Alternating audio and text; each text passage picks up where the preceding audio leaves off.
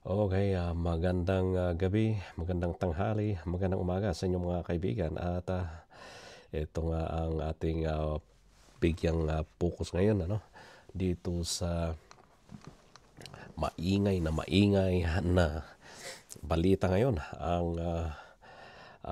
pagpaparesign ni President Bongbong Marcos sa kanyang mga cabinet secretary. At ating pakinggan muna ang paglalahad ni Yusek Claire Castro. Assistant Secretary Dominic. Thank you, ma'am. At bago po ang ating question and answer, narito po ang isang mahalagang anunsyo mula sa ating Pangulo. It's time to realign government with the people's expectations.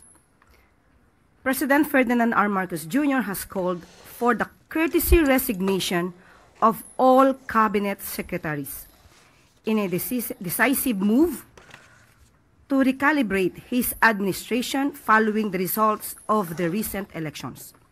This is not business as usual, the President said.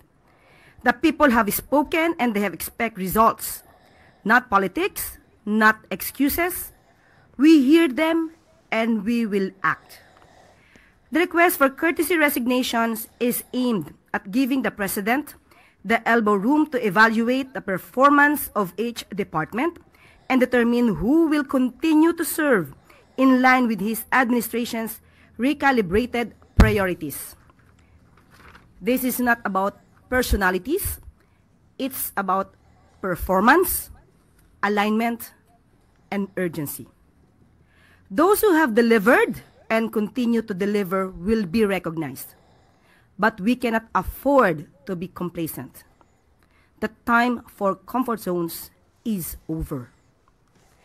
This step marks a clear transition from the early phase of governance to a more focused and performance-driven approach. The President emphasized that while many have served with dedication and professionalism, the evolving needs of the country require a renewed alignment, faster execution, and a results-first mindset. Government services will remain uninterrupted during this transition, and the President reiterated that stability, continuity, and meritocracy will guide the formation of his leadership team moving forward.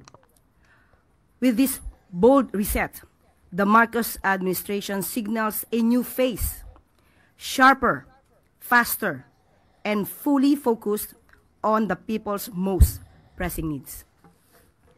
So, di ba?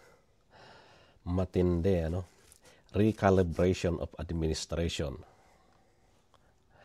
Tama lang po 'yon, Tama lang 'yon, Apo Presidente. Datain naramid mo yung ginawa mo. Kasi maraming ang balita na ang mga nakapalibot sa iyo ang sumisira, At isa pa, kahit sabi ko nga, kahit maganda ang hangarin mo, na magtrabaho para sa taong bayan, kahit maganda ang mga plano mo para sa taong bayan, kung ang iyong mga tauhan o mga nakapalibot sa iyo ay hindi ka naman nila tinutulungan o wala silang compassion sa kanilang trabaho, Ang compassion lang nila ay yung mangulimbat sa pera ng bayan, ay hindi mo talaga hindi mo maipapatupad ang iyong mga gustong gawin na magagandang bagay para sa taong bayan. So, salot po ako sa inyong ginawang ganyan dahil pinag-resign nyo ang mga cabinet secretary para ma-recalibrate. Kumbaga, katulad lang ng katulad ng isang bearing. Kinakalawang na kasi. Sabi nga dito sa time, kumbaga oras na. Yung mga nakaupo lang dyan, parang natutulog dahil sa comfort zone na nila yung lugar ng Malacanang, it's time for them to go out.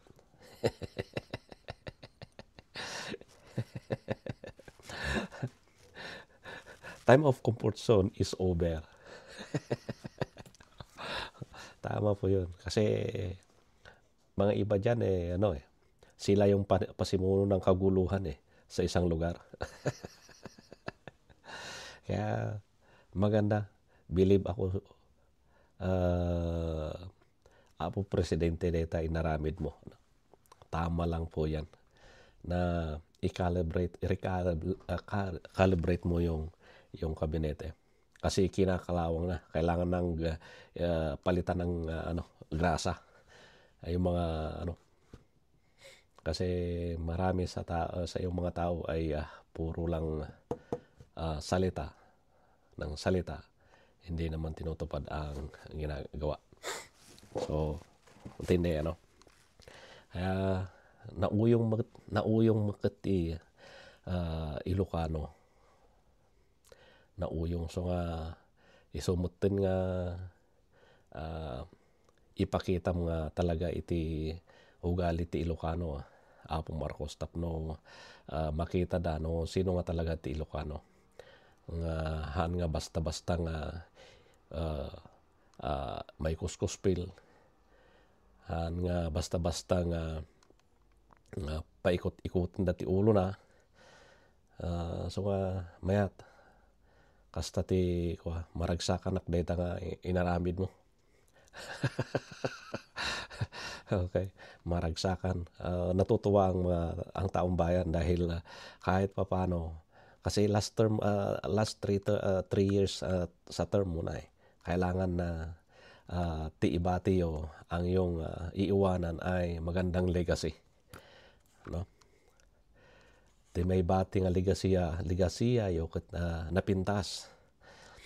Okay, so agyaman dagiti ado nga tattao at makikita nila yung at tumaasa sila ngayon na may mas magandang pagbabago sa Pilipinas, no? So kastamet nga at least dagiti tattao dagiti daduma nga Ilocano nga nadismaya kahit may sublida iti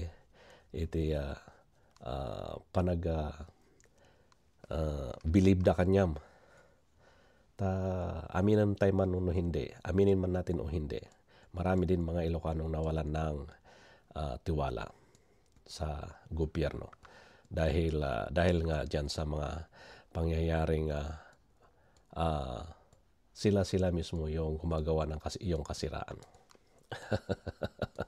So maganda po yan, maganda po yung ginawa nyo at sana yung mga susunod na maging cabinet secretary ay magawa nila talaga yung kanilang mandato bilang secretary ng bansang Pilipinas.